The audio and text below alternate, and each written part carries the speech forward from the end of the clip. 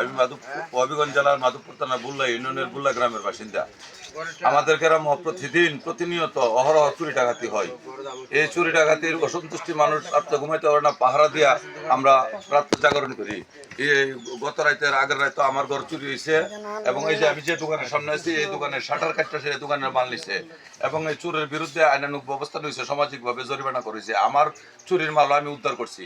সবাই গ্রামের মহিমুরব্বী যুব সমাজ নিয়ে আমরা সিদ্ধান্ত নিছি এই গ্রামে গাঞ্জার 3টা আস্তানা আছে, এই আস্তানাগুলি ট্যাবলেটের আস্তানাগুলি যদি আমরা মাদকের আস্তানা এই যে মাদকের আস্তানা যদি আমরা গ্রাম থেকে উচ্ছেদ করি তাহলে আমাদের চুরি ডাকাতি বন্ধ হয়ে যাব। তাই যুব সমাজ মহিমুরব্বী নিয়ে আমরা এই গত পরশুদিন আমরা সকাল 10টার সময় আমরা এই মাদকের আস্তানা ভাঙচুর করছি। 3টা আস্তানা ভাঙচুর করছি, আর একটা আস্তানা পরপরই আবার নতুনভাবে গড়ছে এবং আমাদেরকে হুমকি দিতেছে, বিশেষ করে আমার এবং হারুন প্রবাসে গেছে গত করলো হারুন রে এবং আমার হুমকি দিতেছে যে হারুন বিদেশ গেছে এরা যে এখন ভাই না এরা হত্যা করুক।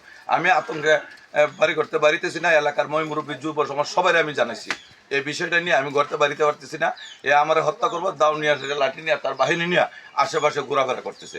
তাই আমি সাংবাদিকের কাছে এবং দেশবাসীর কাছে আমার এই আবেদন।